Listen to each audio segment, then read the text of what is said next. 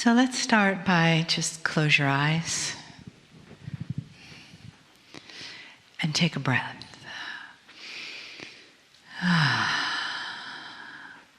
And know that as this day and this weekend progresses, you will be receiving a lot of information into your mind, but you will also be receiving that information into your cells, and they are resonating with this.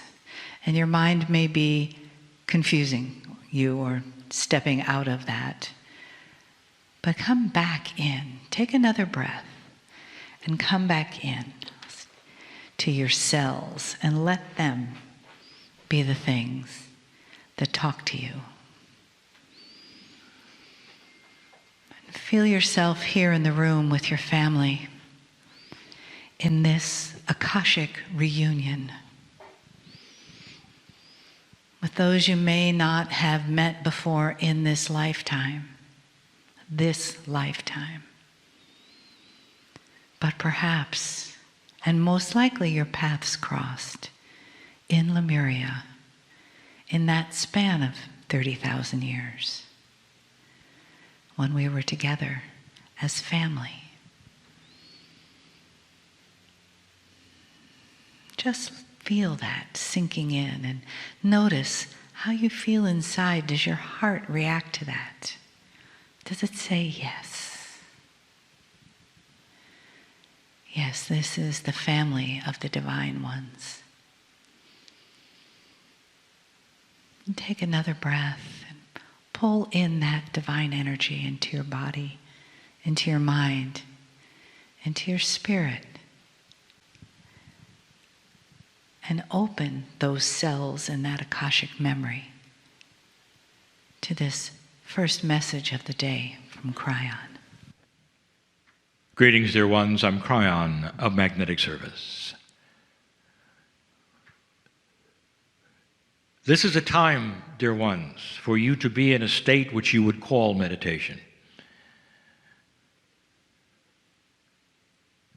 It's a time where you dedicate your consciousness to altering the normal state that you would have to receive information, to be quiet, to breathe in a different way, to be relaxed, and let information flow. And the information that may flow today may surprise you. For those who have come upon this channeling and don't know what it is, this is one of 5. And it corresponds to that which is a study of what I have described as the Lemurian teaching wheel. Far more information will be given about the specifics and the academia of the teaching of the Pleiadians to those on an island which we call them Lemurian. In an early time, where the slate was completely clean of concepts of God, of spirituality, of beauty, of consciousness. And they could be written on those clean slates of the children. And it begins. And the question would be, what is it that those from the stars who have been through everything for more than 1 million more years than you've been here, what is it that they would tell you? And as you get in to the items one by one that I've given you, specifically wording that they have taught one by one, I want you to put yourself in the place of those who decided that would be taught.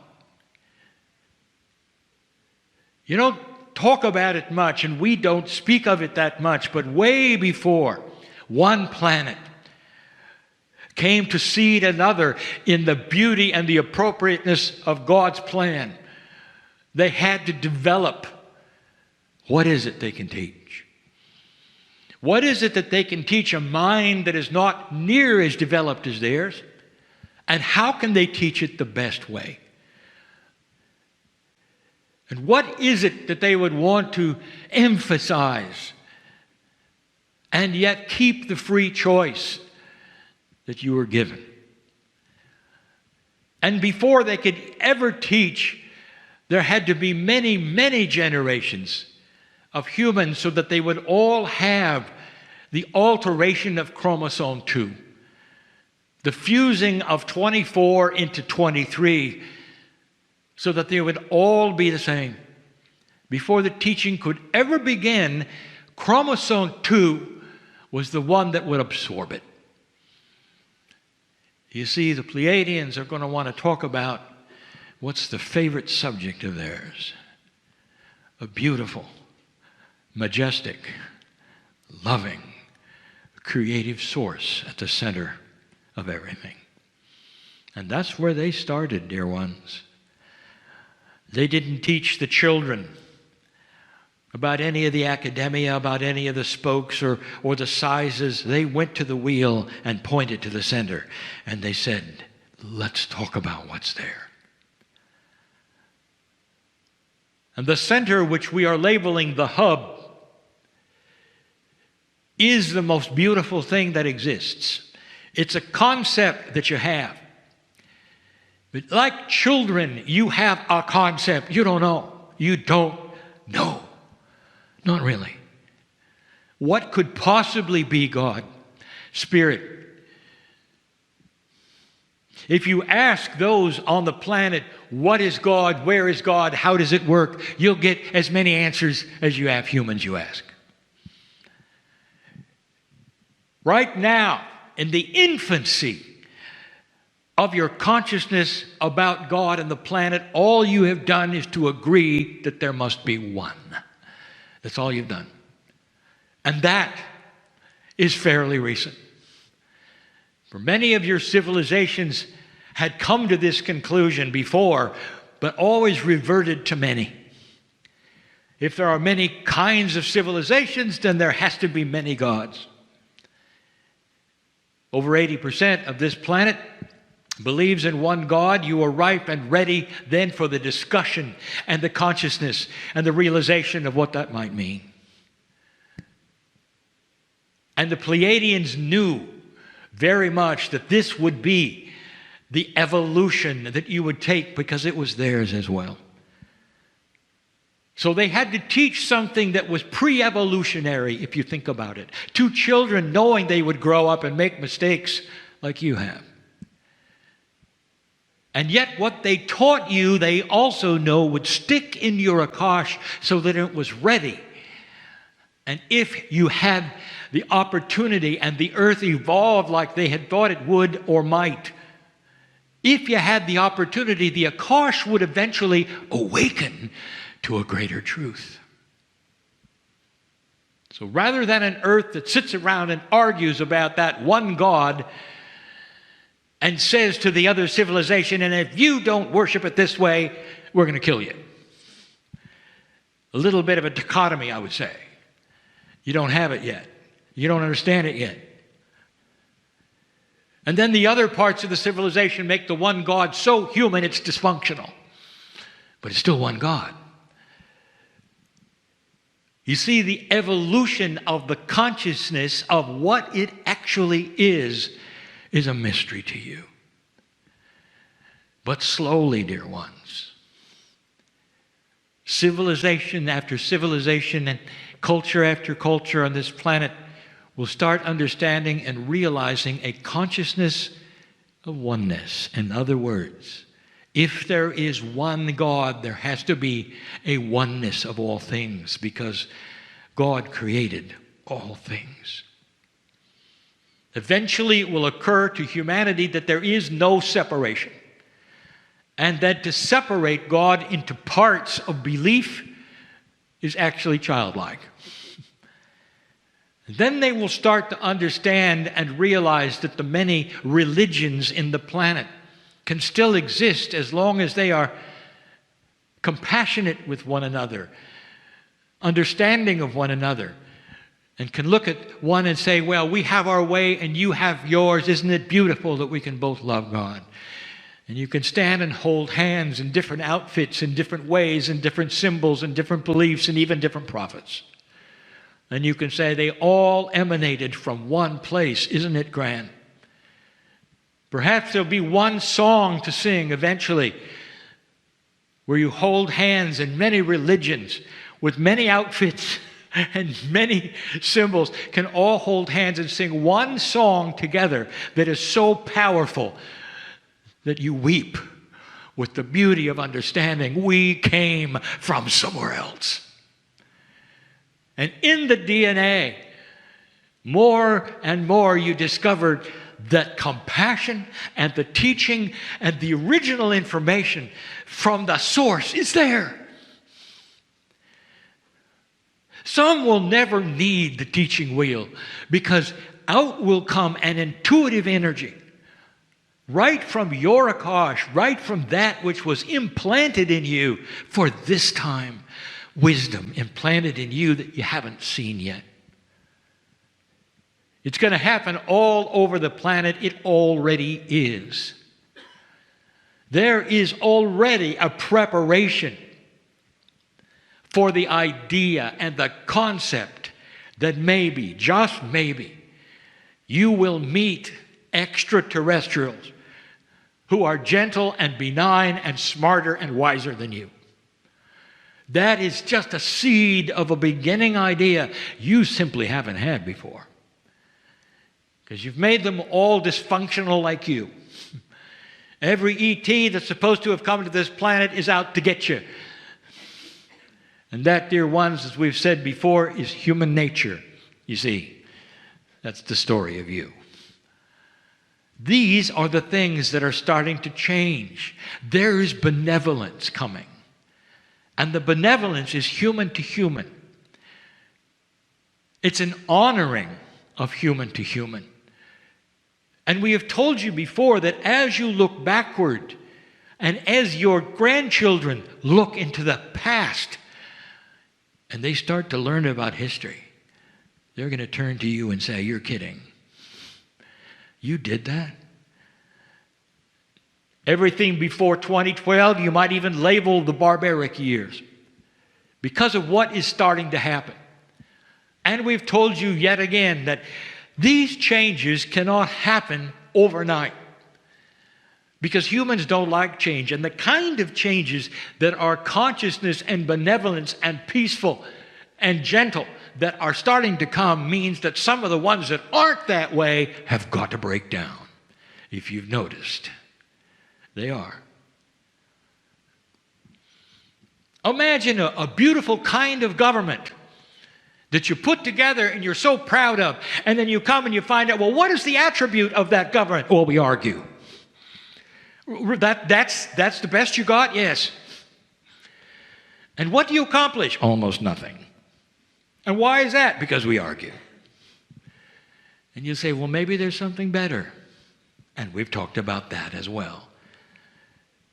New ideas of making things work in a way that no one has seen fit to even think about are coming your way. How you live will also create what you discover. And the inventions that are coming, we've told you, will change your life in ways you need to have it changed soon. And all of that is not just consciousness. Many of those things come from the climate changes we've told you are coming. All of these things to refresh the life in the ocean. This planet is revitalizing itself. And dear ones, you are at the forefront of that. And there are those who are listening and say, this is a crazy guy talking. He thinks things are getting better. And we say to you yet again, examine the filter where you look at yourselves and others. And examine why it is that all the time, anything you look at, the glass is always half empty. And you'll find that everywhere because that's the human nature that used to be. That's who you used to be. And the past that was is always what you carry as history and throw upon the future and say, well, as it was before, yet it will be again, and here we go, and it's not going to get any better. And that's what you're facing, dear human. You are facing right now an idea, a paradigm that you're going to have to break that says that we know what's going to happen because we know the past. Well, this weekend is a study of a past you don't know. And that past is filled with what the Pleiadians decided to teach you first, and what to concentrate on first, the hub that says you are dearly loved, you are born magnificent, get with it. And everything that isn't that is wrong. That perhaps you ought to look at things again from a different standpoint and sit for a moment and be quiet and breathe and say to Spirit, is this true? Am I really loved that much? And then feel the chills that say, it took you long enough to ask. And then there will be those who start to receive the information that is in their Akash right from the stars. And then the idea, perhaps, that you came from somewhere else and that you actually have Pleiadian DNA will not be so strange. And people will not go running from you when you tell them what you believe. Because science will start to prove it. And then there will be that place, a turning point, where science must get involved in spirituality. Because the study of all things on this planet is the study of how the Creator did it. You can't go around discussing an invention and then telling young people, well, we can't tell you who did it. Don't mention the name. Just study what it is. And now they're going to reveal what happened. It had to be from something bigger than we expect. You're here on purpose. We still don't know why, the scientists will say, but now we have evidence that you came from somewhere else. Do you see how the religions of the planet may have to rewrite some things in order to be more galactic and less gullible? Do you see how God gets much bigger and more benevolent than ever? And this is what we are starting to teach. So as the day begins and the channelings continue, they will be subject-driven by what you decide, dear ones, and what you come up with in your discussions, dear ones. And that is the way it should be. Your free choice is important. And so it is.